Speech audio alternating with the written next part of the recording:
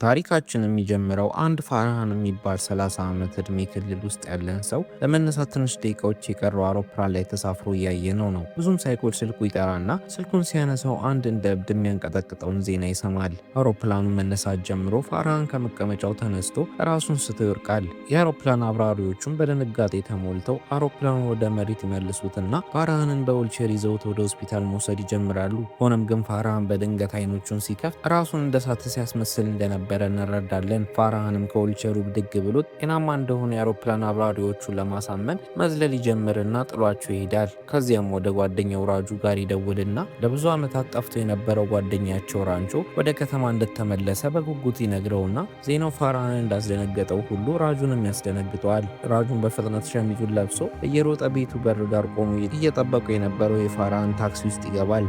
ራጁም ከመጠን በላይ በመጓጓቱ ሱሪውን እስከ መርሳት ደርሷል። ነገር ግን ራጁ ሱሪ ባለመልበሱ ሁለቱም ግድ አልሰጣቸውም።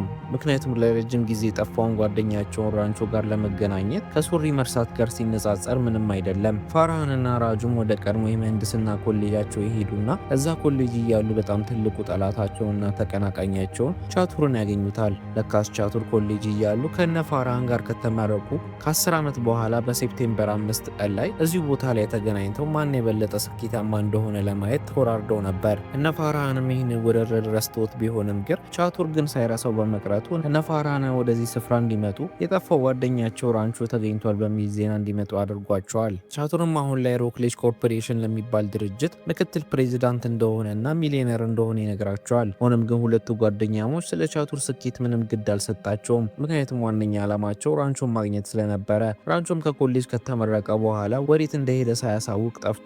እነ ፋርሃንም ለብዙ ዓመታቶች የጠፋውን ጓደኛቸውን ለማግኘት የተቻላቸውን ቢያደርጉም ግን ምንም ሊያገኙት አልቻሉም።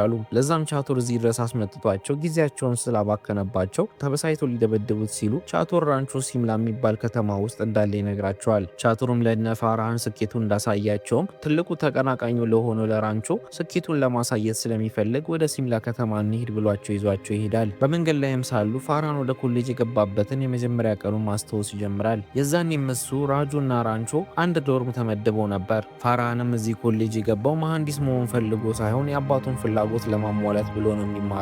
ራጁም ደግሞ ወደፊት የተሻለ ህይወት አይኖርም ብሎ በማሰብና ስራ አይገኝም ብሎ በማሰብ ለትምህርቱ ምንም ግድ የለውም። ራንቾ ደግሞ ከሶስቱ በጣም የተለየና ለምህንድስና በጣም ትልቅ ቦታ ያለው ነው። ኮሌጅም እንደገቡ የመጀመሪያ ቀን ላይ ፋርሃን፣ ራጁና እንደነሱ ፍሬሽ የሆኑ ተማሪዎች በሲኒየር ተማሪዎች የተንገላቱ ነበር። ሲኒየር ተማሪዎቹም በኮሌጁ ህግ መሰረት እነ ፋርሃን ሱሪያቸውን አስወልቀው እንዲሰግዱላቸው በማድረግ ለሲኒየሮቹ አክብሮትን እንዲሰጡ አድርጓቸዋል። ሆኖም ግን ሁሉም ፍሬሽ ተማሪዎች በሲኒየሮቻቸው የተሰቃዩ ቢሆንም ግን ራንቾ ክፍሉን ቆልፎ አልወጣም ነበር። ከሲኒየሮቹም አንደኛው ራንቾ ከክፍሉ እንዲወጣ ቢያስፈራራውም ግን ራንቾ ሳይወጣ ይቀራል። ሲኒየሩም ራንቾን ማትወጣ ከሆነ በርክ ላይ ነው የምሸናው ብሎት ሊሸናበት ሲል ብልጡ ራንቾ የኤሌክትሪክ ሽቦን ማንኪያ ላይ ያስርና በበሩ ስር ያሳልፈዋል። ሲኒየሩም ሽንቱን መሽናት ሲጀምር ኤሌክትሪክ ይዘውና እዛ የነበሩት ተማሪዎች በሙሉ ሲኒየሩ ላይ መሳለቅ ይጀምራሉ።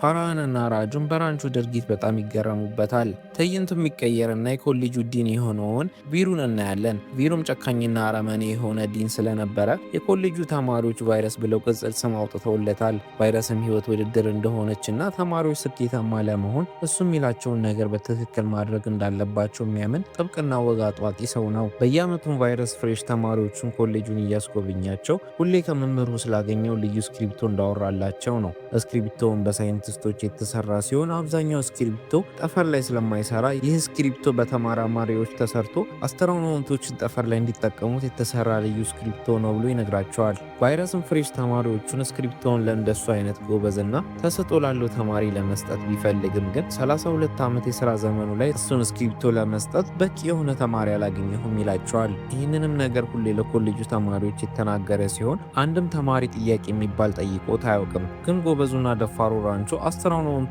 እስክሪብቶ ላይ ጠፈር ማይሰራላቸው ከሆነ ለምን እርሳት አልተጠቀሙም ብሎ ይጠይቀዋል።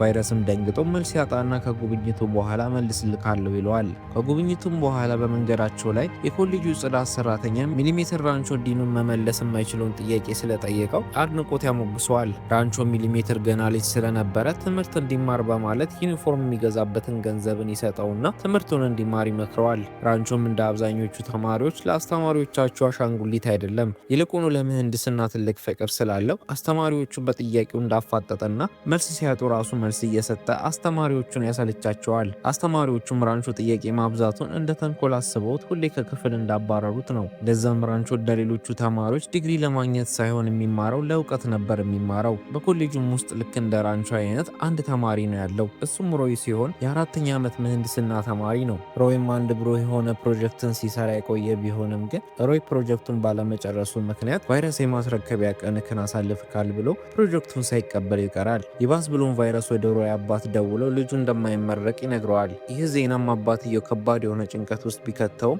ቫይረስ ምንም ደንታ አልነበረውም። ሮይም ቫይረስን ሁለተኛ እድል እንዲሰጠው ቢለምነውም ቫይረስ የሮይን ፕሮጀክት ቆሻሻ ውስጥ የወረወረውና ብዙም ሳይቆይ ራንቾ ይወስደዋል። ራንቾ ማሽኑ ጥሩ ፈጠራ እንደሆነ ተገንዝቦ ትንሽ ማስተካከያ ብቻ እንደሚያስፈልገው ተረድቶ በሳምንት ውስጥ ፕሮጀክቱን ሰርቶ ይጨርሰዋል። ሲጨርስም ሮይን ሰርፕራይዝ ለማድረግ ድሮን የሆነውን ፕሮጀክትን ወደ ሮይ ክፍል አብሮ ሲያስገባው ሮይ ክፍል ውስጥ ሞቶ ይገኛል። በቀብር ስነ ስርዓቱ ላይም ራንቾ ቫይረስን የኮሌጁ ተማሪዎች ላይ ከባድ ጫና መፍጠሩን ማቆም እንዳለበት ይነግረዋል። ቫይረስን በራንቾ አስተያየት ተበሳይቶ ለመበቀል ወደ ፋርሃን እና ራጁ ወላጆች ደውሎ ጓደኛቸው ራንቾ መጥፎ ተጽዕኖ እየፈጠረባቸው ስለሆነ ልጆቻቸውን ከራንቾ እንዲያርቁ ደብዳቤ ጽፍላቸዋል። በሚቀጥለውም ቀን ላይ ፋርሃን አባት ራንቾንና ፋርሃንን ወደ ቤቱ ይጠራቸውና ራንቾ ከልጁ እንዲርቅ ያስጠነቅቀዋል። ሆኖም ግን ራንቾ የፋርሃንን አባት ንግግር ችላ በማለት ቤቱ ግድግዳ ላይ ተሰቅሎ የነበሩትን የዱር እንስሳ ፎቶዎች ላይ ትኩረት ያደርጋል። እነዚህንም ፎቶግራፎች ያነሳቸው ፋርሃን ሲሆን ፋርሃን ከምንም በላይ መሆን የሚፈልገው ፎቶግራፈር እንደሆነ እንረዳለን። ፋርሃንም ለአባቱ ብሎ ስለሆነ ምህንድስና የሚማረው ራንቾ የፋርሃንን አባት ፋርሃንን የሚወደውን ነገር እንዲያደርግ እንዲፈቅድለትና ውጤታማ እንደሚሆን ቢነግረውም ግን የፋርሃን አባት ከሀሳቡ ንቅንቅ አላለም። ማታም ላይ አንድ ላይ ተሰብስበው ወደ ራጁ ቤት ይሄዳሉ። እዛም የራጁ ቤተሰቦች ከባድ በሆነ ድህነት ውስጥ የሚኖሩ ቤተሰቦች ናቸው። የራጁ አባት በከባድ በሽታ ተጠቅቶ የራጁ ታላቅ እህት ደግሞ እድሜዋ በመግፋቱ ምክንያት የሚያገባት ወንድ ማግኘት ባለመቻሏ ከባድ የሆነ ጭንቀት ላይ ነች። ቤቱን ከባድ የሆነ ውጥረት ላይ ሲሆን ሁሉም ኃላፊነትና ጫና ራጁ ላይ በመሆኑ ከባድ የሆነ ጭንቀት ላይ ነው። ከቤትም ከወጡ በኋላ እግር መንገዳቸው ላይ የሰርግ ፕሮግራም አግኝተው ራሳቸውን እንግዶች በማስመሰል ወደ ሰርጉ ገብተው ምግብ መብላት ይጀምራሉ። ራንቾም ከርቀት ፒያ የምትባል ቆንጅዬ ልጅንና እጮኛዋ ሱሃስን ያያቸዋል። ሱሃስም ልጥታ ሀብታም ሲሆን ፒያ አድርገው የነበረውን ሰዓት የኃይለ ሥላሴ ጊዜ ሰዓት በማለት እንዴት ይህንን ሰዓት አድርገሽ መጣሽ? እሱን የመሰለ ሀብታም ድሃ ሴት አገባ ታስቤኛለሽ ይላታል። ራንቾም በሱሃስ ንግግር ሱሃስ ጉረኛ እንደሆነና ፒያን የሚያገባት ቆንጆ ሚስት አለች ለማለት ብቻ እንደሆነ ይገነዘባል። ራንቾም ለፒያ ከሱሃስ የተረዳውን ነገር ይነግራትና የበለጠ እንድትረዳው የሱሃስ ጫማ ላይ ወጥ ይደፋበታል። እንደተጠበቀውም ሱሃስ ተበሳይቶ ስለ ጫማው ዋጋ የተናገረ አስተናጋጆችን መቆጣትና ማመናጨቅ ይጀምራል። ፒያም የቫይረስ ልጅ ስትሆን ይሄ ሰርግ የቫይረስ የመጀመሪያ ልጅ ሰርግ ሆኖ ይገኝና እነ ራንቾ ትልቅ ችግር ውስጥ ይገባሉ። ከቀናቶችም በኋላ የፈተና ቀን ይደርስና ቻቱር ተማሪዎቹን ለማዘናጋት ልቅ የሆኑ መጽሔቶችን በዶርማቸው በር በኩል ይልካል። ይህንን የሚያየው ራንቾ ቻቱርን ትምህርት ለማስተማር ቆርጦ ይነሳል። አንድ ቀንም ላይ ቻቱር ኮሌጃቸው ባዘጋጀው ፕሮግራም ላይ በሂንዱ ቋንቋ እያወራ ፕሮግራም ሊያቀርብ ስለሆነ ዝግጅት ላይ ነው። ቻቱርም ሂንዱ መናገር ስለማይችል የፕሮግራሙ ቀን እስከሚደርስ ድረስ ይማራል። ነገር ግን ራንቾ ቻቱር መድረክ ላይ ወጥቶ ሊያነበው የነበረውን ጽሑፍ ሰርቆት ቃላቶቹን ወደ ስድብ ይቀያይራቸዋል። የፕሮግራሙም ቀን ይደርስና ቻቱር መድረክ ላይ ቀርቦ ማውራት ይጀምርና የፕሮግራሙን ተሳታፊዎችን መሳደብ ይጀምራል። ከዛም ቻቱር ትልቅ ችግር ውስጥ ይገባና እነ ራንቾን ተበሳይቶ ከዛሬ 10 ዓመት በኋላ ከኛ ውስጥ ማነው ስኬታማ የሚሆነው ብለን እናስይዝ ይላቸዋል። ከ10 ዓመትም በኋላ ሴፕቴምበር 5 እዚሁ ስፍራ እንገናኝ በማለት አንድ ግድግዳ ላይ ይጽፋል። አንድ ቀንም ላይ ራንቾ ፒያንና ሱሃስን ያገኛቸዋል። ሱሃስም ለፒያ በጣም ውድ የሆነ ሰዓት ገዝቶላት ስለነበረ ራንቾ ሱሃስን ሊፈትነው ሱሃስ ሳያይ ከፒያ ሰዓቱን ይወስደውና ሱሃስን ጠርቶት ፒያ የጠፋባትን ሰዓት አገኘሁት ይለዋል። እንደተጠበቀውም ሱሃስ ፒያ ሰዓቱ እንደጠፋባት ሲያው በብስጭት ተሞልቶ መጥፎ ቃላቶችን ይናገራታል። ፒያውን በሱሃስ ንግግር ስሜቷ ተጎድቶ ትፈቷለች። ከዛም በኋላ ራንቾ ጋር ስልክ ይደወለለትና የራጁ አባት ህመሙ ብሶበታል ይሉታል። ራንቾም ከፒያ ጋር አንድ ላይ ሆነው ወደ ሆስፒታል ይወስዱታል። ፒያም ራንቾ ለጓደኞቹ ያለውን ፍቅር ተመልክታ ከሱ ከባድ የሆነ ፍቅር ይዛታል። ከጊዜያቶችም በኋላ የመጀመሪያው ሴሚስተር ተጠናቆ ውጤት ይወጣል። ፋርሃንና ራጁም ከክፍላቸው ዝቅተኛ የሚባለው ውጤት ሲያመጡ ራንቾ ግን ከክፍላቸው አንደኛ የሚባለውን ውጤት ያመጣል። ቻቱርም ከራንቾ ቀጥሎ ሁለተኛ ደረጃን ይይዛል። ቫይረስም ሴሚስተሩን ካለፉት ተማሪዎች ጋር ፎቶ መነሳት ስለነበረበት እዛ ካሉት በሙሉ ቫይረስና ቻቱር ራንቾን በመጥፎ አይን ነበር የሚያዩት። ታሪካችንም አሁን ወዳለንበት ጊዜ መልሰንና ራጁ ፋርሃንና ቻቱር ራንቾን ፍለጋ ሲምላ ከተማ ይደርሳሉ። ቻቱርም ራንቾ ይኖርበታል የተባለው ቤት ጋር ይዟቸው ከሄደን በኋላ ወደ ቤቱ ሲገቡ የራንቾ አባት ቀብር ስነ ስርዓት ላይ ይደርሳሉ። ለቅሶም ላይ ራንቾ ነው ብለው የገመቱት ሰው ጋር ሲሄዱ ራንቾ ነው የተባለው ሰው ራንቾ ሳይሆን ይገኛል። ከቫይረስም ጋር የተነሱት ፎቶግራፍ ላይ በራንቾ ቦታ ላይ ሌላ ሰው በፎቶሾፕ እንደተተካ ይመለከታሉ። ግራ በመጋባትም ምን እንደተፈጠረ ለመወያየት አንድ ሬስቶራንት ጋር ይሄዳሉ። እዛም ቻቱር ጉራውን መንፋት ጀምሮ በቅርብ $1,000,000 ስምምነት ስለሚፈጽመው ሰው ስለ ዋንግዱ የሚባል ሰው ማውራት ይጀምራል። ፋርሃንና ራጁ ለቻቱር ወሬ ጊዜም ስለሌላቸው ለምን የራንቾ ማንነት እንደተሰረቀ ማጣራት እንዳለባቸው ያስባሉ። ራንቾ ነው የተባለው ሰውም ጋር ሄደው እውነተኛው ራንቾ የት እንዳለ ይጠይቁታል። ራንቾ ነው የተባለውም ሰው ተበሳይቶ ሾትገኑን ማቀባበል ይጀምራል። ቻቱርን በድንጋጤ ከቤቱ ቢሄድም ግን ፋርሃንና ራጁ ግን ንቅንቅ ሳይሉ ይቀራሉ። እንደውም ጭራሹንም ትክክለኛው ራንቾ የት እንዳለ ካልነገራቸው የአባቱን አመድ ሽንት ቤት ውስጥ እንደሚደፉበት ያስፈራሩታል። በመጨረሻም ራንቾ ነኝ ያለው ሰው እውነቱን ማውራት ይጀምራል።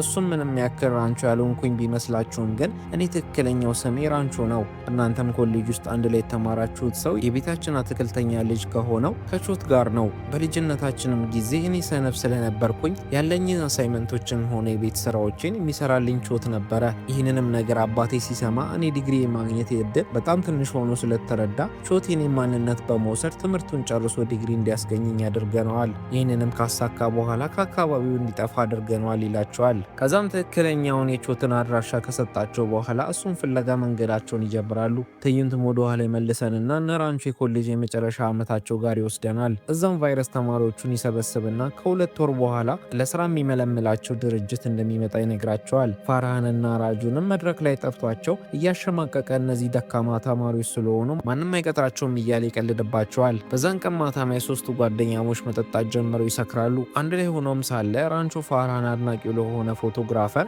አንድ ላይ እንዲሰሩ 5 ዓመት ሙሉ ሳይለከው የቀረውን ደብዳቤ ያገኝና ደፍረክ ደብዳቤውን ላክ ይለዋል። ራጁንም በመጠጥ መንፈስ ሆኖ ስለ ወደፊት ህይወቱ በመጨነቁና ስራ ላገኝም ብሎ በመፍራቱ ፈሪ ብሎ ይሰድበዋል። ፋርሃንና ራጁም አንድ ላይ ሆኖ አንተ የምትለንን ነገር እንድናደርግ ከፈለግ መጀመሪያ ለፒያ የሚሰማክን ስሜት የምትነግራት ከሆነ ነው ይሉታል። ራንቾን በመስማማት ፒያን ለማግኘት ወደ ቫይረስ ቤት ዘለው ይገባሉ። እዛም ራንቾ ፒያን በተኛችበት የሚሰማውን ስሜት መናገር ይጀምራል። ሆኖም ግን አልጋው ላይ ተኝታ የነበረችው ፒያ ሳትሆን እርጉዝ የሆነችው የፒያ እህት ሞና ናት። ቢሆንም ግን ፒያም የተናገረውን ነገር ሰምታው ስለነበረ የፍቅር ጥያቄውን ትቀበለዋለች። ብዙም ሳይቆይ ቫይረስ ድምፅ ይሰማና ወደ ውጭ ሲወጣ በሩ ላይ ራጁን ሽንቱን ሲሸና ያገኘውና ራጁ እግሬ አውጪኝ ብሎ መሮጥ ይጀምራል። በሚቀጥለውም ቀን ራንቾ ሳያውቁት ራሳቸውን የመማሪያ ክፍላቸው ውስጥ ያገኙታል። ሲነቁም ክፍሉ በተማሪ የተሞላ ነበር። ብዙም ሳይቆይ ቫይረስ ራጁን ፍለጋ ክፍሉ ውስጥ ይገባና ራጁን ይዞት ወደ ቢሮ ይወስደዋል። ቢሮ ውስጥም ቫይረስ ራጁ በስነ ምግባር ጉለት ከኮሌጁ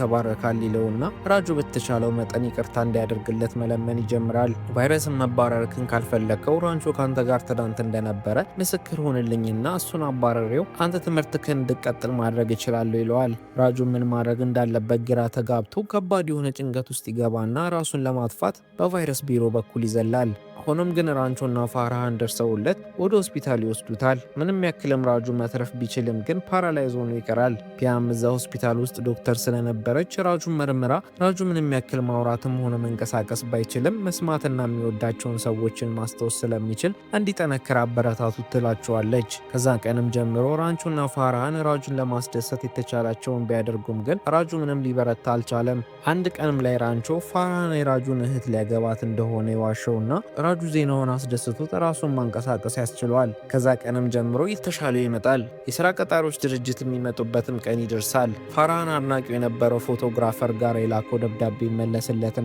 ፎቶግራፈሩ ረዳት ካሜራማኑ እንዲሆን ጥያቄ ያቀርብለታል። ፋርሃንም አሁን ማድረግ የቀረው ነገር ይህንን ነገር ለአባቱ መናገር ነበር። ይህ በእንዲህ እንዳለም ራጁ በድፍረት ለስራ ኢንተርቪው በዊልቼር ስራ ቀጣሪዎቹ ጋር ይሄዳል። ለኢንተርቪወሮቹም ስለ መጥፎ ውጤቱና በኮሌጅ እስኪባረር ድረስ ያደረሰውን ነገር ምንም ሳይደብቅ ይነግራቸዋል። ኢንተርቪወሮቹም በራጁ ግልጽነት ተደንቀው ለድርጅታችን ታማኝ ሰራተኛ ይሆናል ብለው በማሰብ የስራ እድሉን ይሰጡታል። ፋርሃንም ጥንካሬውን አግኝቶ ፍላጎቱን ለአባቱ ይነግረዋል። በሚገርምም ሁኔታ አባቱን ማሳመን ችሎ አባቱ የፎቶግራፈር ህልሙን እንዲቀጥል ያበረታተዋል። ከዚህ ሁሉም በኋላ ፋራንና ራጁ በራንቾ ምክንያት ስለሆነ እንደዚህ የሆኑት በኮሌጃቸው ህግ መሰረት አክብሮታቸውን ለመግለጽ ሱሪያቸውን አውልቆ ያሳዩታል። የራጁ ስራ መቀጠር የሚያበሳጨው ቫይረስ በስካር መንፈስ ሆኖ ሶስቱም ጓደኛሞች የመጨረሻ ፈተናቸውን እንዲወርቁ በጣም ከባድ የሆኑ ጥያቄዎችን አቀርብላቸዋለሁ ይላል። ይህንንም የሰማቸው ፒያም ለነ ራንቾ በመጨነቅ የቫይረስን ቢሮ ቁልፍ ለራንቾ ትሰጠውና ፈተናው እንዲሰርቁት ትመክረዋለች። ትዕይንቱ የሚቀየርና ፋራን፣ ራጁና ቻቱር ራንቾ አለበት የተባለው ስፍራ ጋር ደርሰው ፋራን ወደ ፒያ ደውሎ ራንቾን ሊያገኙት እንደሆነ ይነግራታል። ሆኖም ግን ፒያ ከተወሰነ ሰዓታት በኋላ ያንን ጉረኛ ሰዋስን ልታገባ እንደሆነ ይሰሙና ጋብቻውን ለማክሸፍ ወደ ሰርጉ ፕሮግራም ይሄዳሉ። ፒያም ጋር ደርሰው ፒያ ምንም ያክል ለራንቾ ያላት ነገር ባይቀንስም ግን ሰዋስን መፍታት እንደማትችል ትነግራቸውና ወደ ሰርጓ ፕሮግራም ትሄዳለች። ሰዋስን ማጠገብ እንደተቀመጠች ሰዋስ ጭንቅላቱን ላይ ያደረገውን ነገር ሲያወልቅ ራጁ ሆኖ ይገኛል። ራጁን ፒያን ማሳመኑን ቀጥሎ ፒያ ከትንሽ ማሰላሰል በኋላ ከነ ራጁ ጋር የልጅነት ፍቅሯን ለመፈለግ አንድ ላይ ከሰርጉ ይወጣሉ።